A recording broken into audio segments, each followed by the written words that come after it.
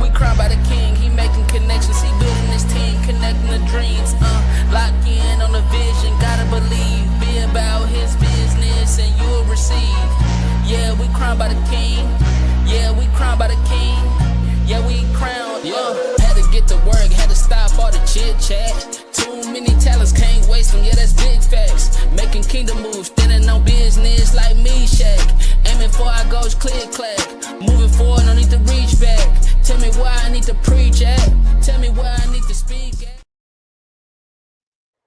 Man, we are back with another episode of the CROWNEDCAST podcast. Always with me, my incredible co-host, Mr. Joel Engulu. Sure. How you doing today, brother? Excellent, man. Blessed, highly favored. That's the Always highly favored and blessed, man. My name is Joseph Honeysett. Today, we have the honor of bringing somebody from the West Coast to the central part of the United States, joining the CROWNEDCAST. You know, this is somebody that, you know, is in the real estate field and is probably living out every real estate agent's dream by just being at the level that she's at. You know, there's a woman that is at the top 1.5% of the nation. You may have seen her on HGTV in the Travel Network, if I am correct about that. But we're excited to hear her testimony, her mindset, and everything else under the sun. So without further ado, let's go ahead and bring to the stage Miss Tara Polley. How are you doing? Thanks, guys. I'm doing great. How are you? Blessed and highly favored. Thanks for having me on. I'm excited about this episode. Just because we have a lot of realtors, and so your perspective, your expertise is going to be a pleasure for them. So let's get into it. I mean, I like to start off with your testimony, your God-led testimony, your upbringing, however you want to explain it, but this is your time to shine. Your testimony, your story. Wow. Thank you so much. Yeah. I'm not someone who started with a silver spoon in my mouth or a safety net. I had a single mom and I was an only child, and she had a free spirit. So she would open up a map and put her finger down and we would move wherever her finger landed about once a year. So I had a single mom, a roadmap, and just a whole lot of faith. And so every time we packed up and started over, I just carried the belief with me that God had a bigger plan. It hasn't been an easy road, but it has been very blessed. And, through every challenge, I've gotten strength from God, and through every setback, I've gotten a lesson. And I think through his grace, I've grown from uncertain beginnings to a life filled with purpose. And I think that's been a huge blessing. I've been in real estate now for 25 years. And in the last 2 years, I've also had the blessing of being a television host. I was approached by the American Dream Network, and they asked me to represent the wine country region where I'm at in Sonoma. And I've been able to use that platform to really elevate others and lift them up in my community, to highlight local businesses and events and real estate and community, and try to bring people together. Because I feel like we're missing so much of that these days. So it's been pretty incredible so far. Wow. Okay. I mean, I feel like your expertise in this, like meeting strangers, you're like a networker. I feel like you're like a ball of energy that you could talk to anybody. Was that always the case? Did you always have that gift, like growing up and going through middle school, high school, or is that something you learned? Definitely not. I think part of it came from the fact that we did relocate so much. And so you have to start over, and you have to learn how to be resilient, and you have to learn how to adapt. Those are lessons that have really served me well as an adult and in my industry. So even though at the time, you're picking up, you're moving, you're meeting new people, you're having to make new friends every time, leave people behind. But those changes, like, if there's one constant there, it's change, right? Like, that's how life works. And so if you can learn how to just roll with the changes, it just makes such a huge difference. And it's interesting because with television, nothing ever goes the way it's supposed to either. So that has also served me well. Prior to becoming a television host, was terrified to speak in public. I didn't like to get up in front of people. I didn't like to have my picture taken. And when I was approached with the opportunity, I really saw it for the blessing that it was. I really recognized that it could change my life. And so I just took the leap, and I told myself, and this is, I think, one of my biggest lessons, it's okay to fail. It's okay not to be good at it at first, right? I knew I didn't have any experience at it. I didn't know what I was doing, but I just gave myself permission to be bad until I was good. Yeah. Because I allowed that, and because God just gave me that strength to take the leap, I feel like since then it has opened doors for me. God has opened doors for me that have been unbelievable, that I never would have imagined that I could have been a part of. For example, having been scared to speak in public, I am now scheduled to do a TED Talk in 2027. Oh, So come on now. one of the biggest stages in the world, right? So yeah, I think just having the courage to take that leap has been huge. And it's funny because, like you said, that wasn't even you prior to that. And, when you just take that leap, and I love what you said, you were okay. You gave yourself permission to not be good. And I think a lot of times people, they jump into things and they're like, I have to be perfect. Yeah. Without understanding, like, the first time you made your bed, like, it sucked. That wasn't even good. So why do we get into all these other complex things thinking that, it's going to be perfect and we're going to be absolutely amazing and talented. And now a TED Talk, right? That's something that's global. Yeah. And so if your fears held you back, you probably wouldn't even be a real estate agent. You know what I mean? Just to begin with. And there's all these other doors that came from it. Being the fact that you moved around a lot, and you're talking about flexibility, do you feel like you have the gift of being flexible and being okay with things not being okay? Do you think that, moving around is contributed to that skill set? Absolutely. Yeah. And to your point about being perfect, I think another thing that I've learned is none of us are perfect. We're all flawed, right? And so speak for yourself. Oh. Okay, well, maybe I'm flawed. It makes me feel better. As well, right? So I think it's okay to show that vulnerability. It's okay to show that you're not perfect, because no one Amen. is. And it's actually intimidating to think that other people are perfect. So to feel like, oh, okay, no, this person's just like me it's a lesson, right? So yeah, but no, moving around, it made a big difference in everything that I do. I think it's at my core now, to be resilient, to be adaptable, which is a huge, it's a huge part of life. You have to be able to do that because so many things happen to you. And if you don't just roll with it, if you don't learn how to take the lesson from it and leave the rest behind, then you suffer. Right. Preach. No, I like that. We talked about that yesterday too. Like, even like just starting this podcast, me and Joseph, we just started. And if we would have waited until like, oh, I need the right camera, I need the right angles of lighting. I'm a man of lighting, no, I'm playing. But if we're all about that, then we never would have started. And so you learn as you go. And I'm a firm believer that God just waits for you to go until you go. That's when He'll equip you as you go. But I want to like just talk about like relationships. Obviously, whenever you're networking, whenever you're meeting people, as a woman getting to those relationships with those people, what's something you can encourage young women who are entrepreneurs, or who are also single, who are also looking for that that godly man, or that man that they dreamed about, right? But they also have to understand, like, they're entrepreneurs, so they're boss women. So can you talk about like or give encouragement to women who are going through that? Because I do get that a lot. Always like, how do you know which one's the right guy? I'm on this path. I'm doing that. I need to find this characteristic. But can you shed some light to that for a single woman? Yeah, wow, that's a big question, and that's a journey I'm still on myself. So, I think actually it kind of goes back to the same things I've already talked about. It's just having an open heart and being willing to be vulnerable, but also knowing your worth and knowing that what you bring to the table, right? And that it's okay to try, it's okay to fail, and you still have to put yourself out there, and have standards. Obviously, make sure that that you're vetting people properly, and not jumping in, but still have that open heart and be able to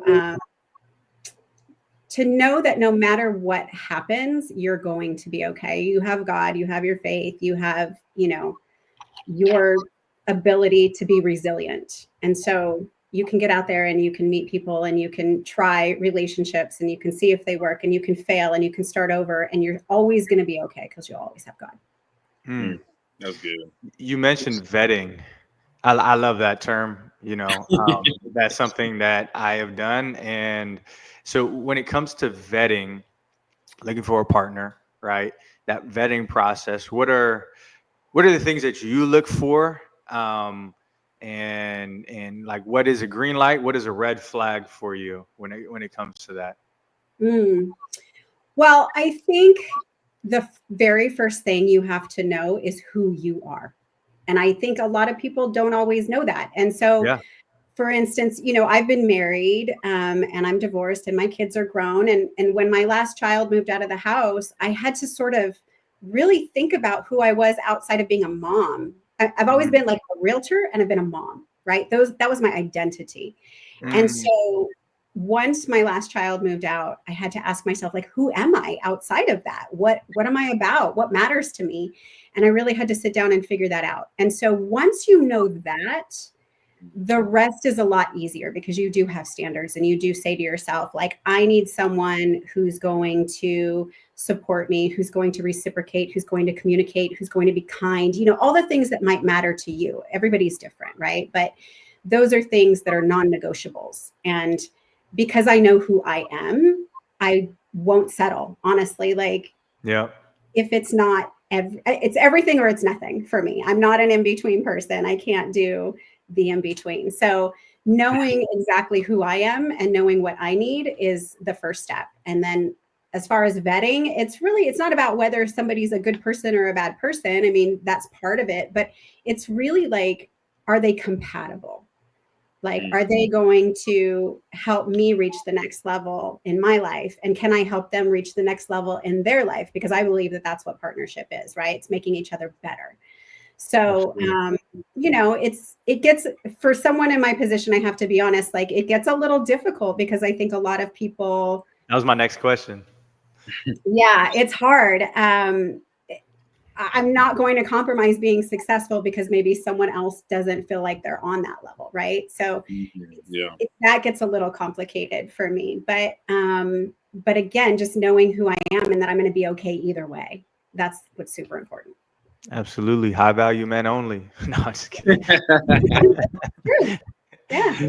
No, but you talk about divorce, right? And I've gone through that myself, and I took it as a blessing, and I'm sure you did too. Just you mentioned resiliency, you mentioned grit, right? Like, from that situation, you knew exactly what you didn't want, and it triggered you to really look at yourself and find out, hey, who am I besides not having this person, right? Like, what do I like? Like, I remember asking myself, like, who is Joseph Honeysett? Like, what are the things that I like to do individually? Like, what fills my cup up, right? And then from that, I was like, well, I know what I never want ever again in my life. So what do I want, right? Yep. And for me, it was a blessing because of, where I'm at now. I remember, like, I was like, man, my future wife, I want her to have these qualities, these characteristics, these values. And if it ain't it, I don't care if you're a pretty face. There's a lot of pretty faces. There's a lot of good people. Joel's laughing, but we've had this conversation individually of like, yeah, there's a lot of great women out there, but they're not my woman. Exactly. And, there's such a difference. And when you find that one person, it's so easy to know. It's as cliche as it is. If you know, right? Totally true. And I think, again, like, just to your point, I'm the same way where I feel like it doesn't have to be perfect. It just has to be perfect for me. Exactly. Yep. Yeah. Come on. Yeah. Yeah. No, I didn't mean to get on the dating talk, but I just figured we turn this into a red pill podcast. Well, I mean, the thing is we all want balance, and work and success and all of that. It's really great. But you also need that balance of like your personal life and love and spirituality and all of the things. We have to find time for all of it. Absolutely. And I think it just goes into a deeper conversation of like we're doing life, right? Yeah. And we have these values, these beliefs, and the Bible talks about having your partner equally yoked, and so if you're choosing somebody to go through life with, they're either going to make you half of who you are, or they're going to push you to exactly who God destined you to be. And a lot of people make mistakes just like I did when I was younger, and you learn from that, and you realize for me, I realized my purpose, and through that you're looking through the lens of a God vision, a God partnership. And so when it's just it can either make you or break you, to put it in a layman's terms. It's so true. And I actually I have a client right now who's, going through a divorce. And so we're having some pretty deep conversations about that. And I think what's really interesting too is that sometimes we believe that partnership will make us whole, or that it has to be everything. And one of the things that I think is really important, especially as I've gotten older, is realizing that it's super important to have autonomy within your relationship as well. I was married for, it's a long story, but I was married for over 10 years. And we got to a point where we were always together. We were doing everything together. He was my best friend, which was great. But it got to a point in the relationship where we stopped having something to talk about because neither of us was going and doing anything new without the other person. And so it's like, well, I've already heard all your stories, right? Like I already know all the things you've done. So you have to be able to also have autonomy and have your own interests and give each other permission to go do those things so that you can come back together and talk about them and be excited about it and share that with them. So it's something I think that's really underrated. Absolutely. That's great advice right there. Like I'm the type of person that, I find intimacy in deep conversations. Yeah. And if that's not there, then, you do feel like kind of like I'm with you every day, but I don't feel that closeness or that connection. Right. Mm-hmm. So that's absolutely amazing. How has understanding relationships, understanding yourself, how has that benefited you when it comes to real estate? For me, I think that people look at real estate agents and they think sometimes used car salesmen or attorneys, there's this distrust there. And I will say for me, it's always about relationships. That's why I'm successful, because it's never about the paycheck. It's never about, how I can further my career, any of that. It's always about the relationships. It's always about taking care of people. It's always about doing the right thing and leading with integrity. And when you go into life that way, the byproduct is success. It's all those things that other people are chasing, right? So if you are looking out for people and you're doing the right thing, you'll always get back. Always. There's no way that won't happen. So relationships are super important, and relationships are what it's all about. Oh yeah, absolutely. You're sowing a seed and you know that eventually it will harvest. You don't know when, but you sowed the seed and you water it. And it's really not even about waiting for that, right? Like it's not even about, well, when am I going to get paid back for what I did? Like it's really just having faith and knowing that by sending out positive energy, by believing and having faith in God and all of those things, that you're always going to win. It might not be a direct win. It might be a win on the other side, but it's always going to come back to you. The energy that you put out will always come back to you the same way. Absolutely. That's integrity. Yep. That's what that is. Yeah. Yeah. Super important. Oh, no, I agree. You touched on work-life balance. Can you talk about some like tips and tools that you do yourself? I know everyone's different, but I always like reading those books of like exactly like Kobe Bryant. I wake up at 5 o'clock. I'll do this from 5 to 6. Then I'll go stretch. Just the routine, because it helps you realize that hey, you could do the same routine yourself.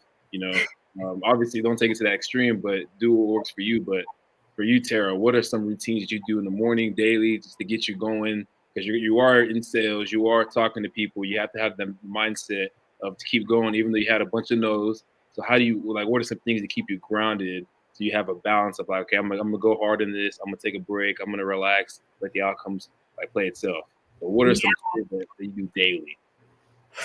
Wow, I am probably not the best person to ask about that because I am chaos, and that's how I operate, and that's how I work best is in chaos. So for me, it's about like going really hard and just like waking up early and getting right to it, and then taking a couple days off and working out and going on a trip and hanging out with my friends. Like there's so much of like it's always all or nothing for me, right? Like it's kind of like go go go go go, and then okay, cool, I'm gonna take a minute for myself. I do make sure though that I allow myself to recognize, okay, I need a minute. I need a minute for me, whether that's listening to music, whether it's going to the gym, whether it's hanging out with my friends, whether it's traveling. Like those are the things I love to do.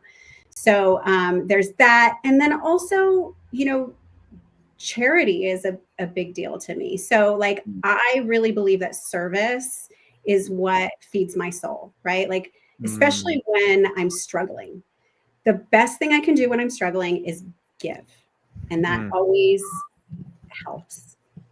It's not about you anymore. And so that helps so much. So for instance, I'm on the board of directors for the North Bay Cancer Alliance. My mom passed away of cancer in 2013. So it's a really sensitive subject for me. It's something that I really care about. And so being able to be a part of that and take the focus off of myself when I'm having a hard time or I'm working really hard or I'm doing all these things, to me, that's nourishing. Absolutely. I have a question. Obviously, this is a podcast, but this may be a personal question, and I don't know if you want to answer it. But I'm curious as what your have you ever read The Five Love Languages by Gary Chapman? I haven't read it. I'm Okay. familiar with it, but I haven't read it. Okay. Do you know what like your top 2 love languages are? I'm just curious. Oh gosh. I would say quality time is a big one for me. And I don't know what it's called, but communication, like I don't know. Words of affirmation. Words of affirmation. Thank you. Those are probably my top 2. And the reason why I asked that is not for the high value men that are looking for a partner, but I asked that because for me, words of affirmation is one of my top 2 love languages. And for me, when I serve other people, I'm always looking to be that encourager. And whenever I leave those conversations or events, I feel so fulfilled. Like for me, I don't have to turn anything on. It's not work. And so I was wondering if that's the same for you as well. Yeah, for sure. Okay.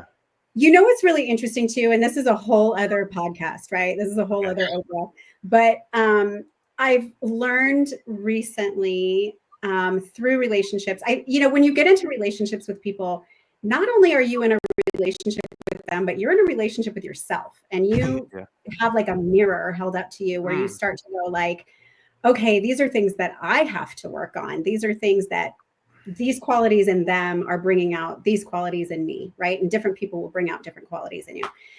And recently, I think psychology is a big one for me. I really dive deep into like, what was your childhood like? And how did that set you up with an attachment style? And so attachment styles are like the new thing for me, right? That's what I'm learning now because I've been through relationships. I've learned all about narcissists. I've learned all about, things like that. But now it's the attachment style that I'm learning about. And that's been eye-opening too. And again, like that's a whole other conversation, but it speaks to like words of affirmation being important to you, right? And so sometimes like when we're in our childhood, we don't necessarily get our emotional needs met. And as an adult, that means that we need a little more reassurance. We need a little more encouragement. And so it's so interesting to me. That's what helps me a lot is like understanding logically why things work the way they work. That's what helps me get through them. So just I love that. That definitely is a whole different conversation. I think we will get along like in real life just because like I love those conversations, like deep conversations of like your mind, how it works, your consciousness, your subconsciousness, the psychology behind it. And it helps you in relationships. It helps you when you're meeting different people, because there's different cues that you can pick up on and serve to the deeper need that they have inside of them, rather than what they're telling you, right? Yeah, exactly. So you get it, and I love that. Going back to real estate, because we keep bringing it back to love and relationships. That's you, man. That's you, man. And so let's for real estate. I'm here in Dallas, Texas, and I think last time I checked was like there's over 2 million real estate agents that have their license in Dallas, Texas, and I think it's like maybe 25,000 are active. But it's a market that is saturated, right? Everybody seems like, they do one thing and then they're also a real estate agent. Can you talk about standing out? You're laughing because you get it, right? But how do you stand out? Like, say I go get my real estate license, I start working.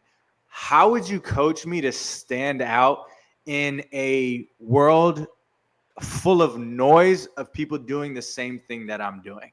Mm-hmm. Authenticity. Authenticity is the key word. I think that, we are blessed with social media these days. I know not everybody feels like it's a blessing, but the truth is, it's one of the few platforms that we have available to us for free, right? You can put anything you want. You can create whatever you want on these platforms. And so I think if you use that opportunity to be authentic, and it kind of goes back to what I was talking about earlier, like figuring out who I am, right? Like what's important to me? What are the things that I'm interested in? Yeah. For me, like I'm really defined by like, I love country music. I love dogs. I love traveling. I love sports. I'm really into hockey and football. So those are the things that make me who I am. And by highlighting those things outside of real estate or on my social media platforms, I'm attracting the people that are also into those same interests. And so you sort of find your tribe, right? You don't have to know everybody. You don't have to do business with everybody. There's enough business for everyone to be successful. It's really about attracting the people that feel you, right? Like that relate to you, that understand you. And then when you work with those people that have the same interests as you, that understand who you are, that operate on the same level, even with communication or whatever the case may be, or integrity, then you end up loving what you do every day. You're working with people you love.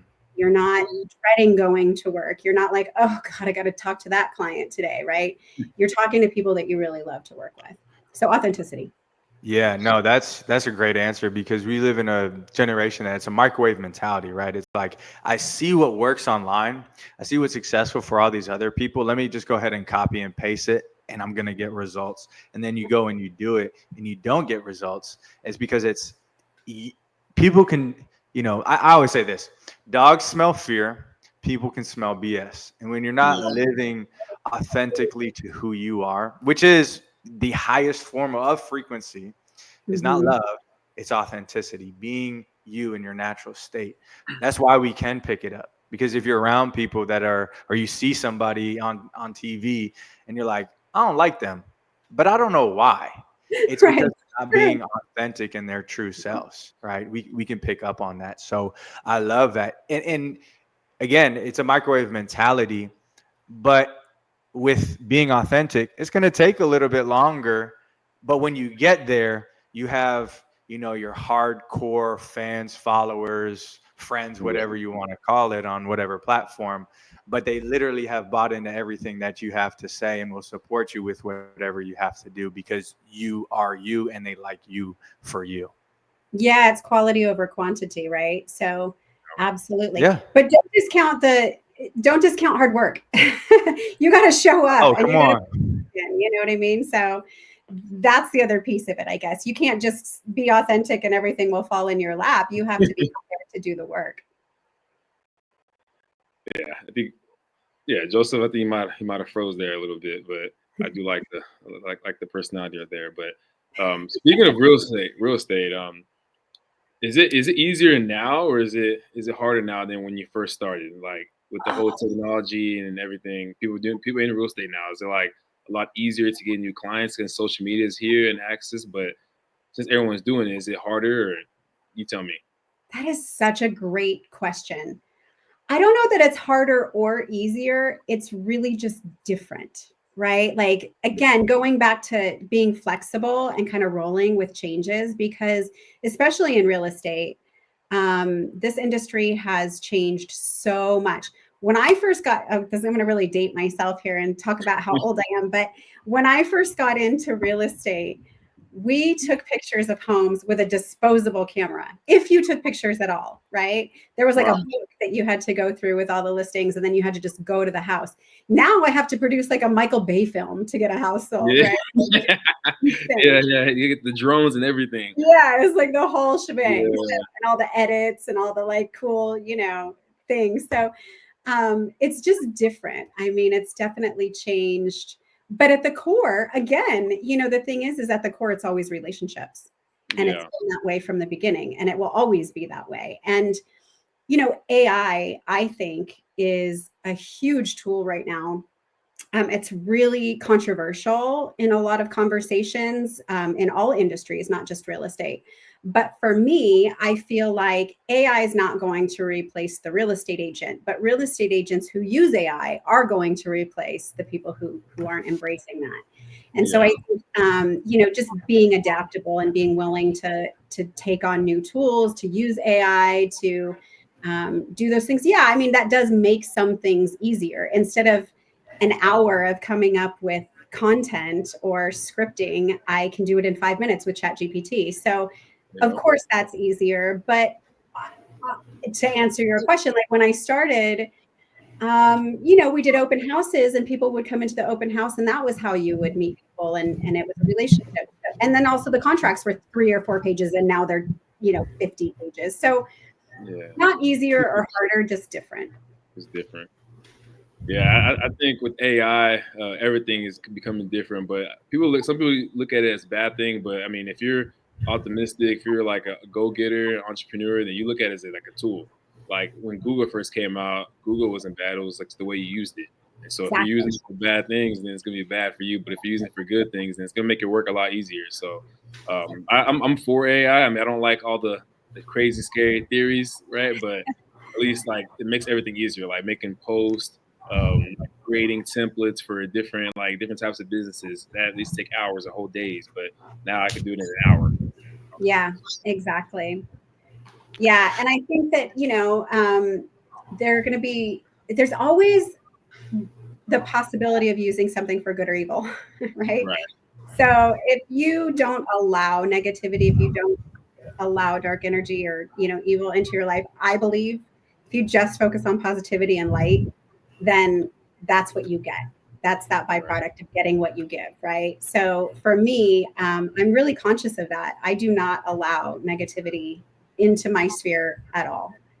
I don't like thoughts. I don't like negative people. I don't like any negativity. I don't like pettiness, none of it. So that goes back to like those standards and vetting people, right? Like if someone is really negative, they can't stay in my circle. I just can't do it. I'll still be nice to them. I'll still say hello, whatever, but you can't be in my circle. Right. See, I know for sure we will get along. I'm all about protecting my peace. Yeah. Well, that's good. I guess I have one more question, unless Joe has something, but no, go for it. I want to respect your time. Yeah, I just want to talk about like mixers and networking, right? When you're meeting people in public, we talked about being vulnerable, being authentic is the best way to market yourself. But let's say you're shy, but you need to get on business and you're at a mixer. What's the best way to approach? What's some tools and tips that you've done in the past that works? Great question. And I spent, a good portion of my career feeling that way. Like I just intimidated a little bit, afraid to approach people. But I think that my advice is to not make it about you. And then it doesn't feel as intimidating, right? Like if you're going up, you're like, oh gosh, I'm so shy. I have to, introduce myself. You do. But if you can kind of ask them first about themselves. Hi, I'm Tara. I'm a real estate agent. What do you do? And then start asking questions. And as you stop making it about yourself and you make it about them, there's a natural reciprocity that happens where then they start asking you questions, and then you can answer, and then you get into a rhythm of just, it's more comfortable and you're getting to know somebody. So that's how I approach it. That's what makes it easier for me. Absolutely. Yeah. It's everybody wants to talk about themselves. So just give Yeah. them, just, hey, tell me about you. Right. And I look at it like, the greatest cheat code is just service, like being a Yep. servant leader, right? Like if you want to be successful, serve others first. It goes back to that Zig Ziglar quote, first you help other people accomplish their dream. In turns, they're going to, in time, they're going to turn around and help you accomplish yours. Right. Absolutely. Yeah. And I found that when you start talking to people, what's important to them becomes very evident right away, right? So if you can sort of make a note about like, oh, this is what's important to that person, and then the next time you see them, ask them about that one thing. And it's amazing what that does with relationships, because people go, wow, she remembered that my kid had a ballet recital or whatever it was that they told you. And you could tell that that's important to them, right? That their child is like the most important thing to them. And having that one piece of information, it just changes your relationships if you can remember those things. Absolutely. Yeah. It elevates it and you stand out to them and vice versa. So that's amazing. I have so many questions for you. Maybe we'll have to do a part 2 for the podcast, but I know you got to run here shortly. But if you could just go ahead and tell everybody where they can find you, how they can connect with you, where they can watch you, and we'll go from there. Thank you. Yeah. My website is welcomehomesonoma.com. I'm on all the social platforms under Polley's Properties, which is Polleys. People forget the E or they forget the S. But Instagram, YouTube, Facebook, TikTok, LinkedIn, it's all the same. So you can find me on any of those platforms. The American Dream is on all streaming platforms. So we're on Apple TV, Roku, Amazon Fire. We have episodes on HGTV and Travel Channel. That's been incredible. I actually just won a Telly Award for one of my segments. Which was really congratulations. Yeah. Thank you. Super excited about that. So creating that content for my community has been really fun. And all of that is on YouTube as well. So. Amen. That's amazing. So definitely get connected with her. Yeah. And how we end our podcast every single time, we will have our guests pray us out. And I just wanted to extend that offer to you. Is that something that you'd be open to do? Oh my gosh, I don't know if I'm good at that. Thank you for offering. I don't think I'm good at that. Hey, this will be the first time. I'm honored to take that, and I'll go ahead and just pray us out. So dear God, thank you so much for our conversation today. Thank you so much for connecting us with Tara. Continue to bless her and continue to bless us and everybody that's listening. God, please help the conversation inspire, motivate, and educate everybody that listened, God.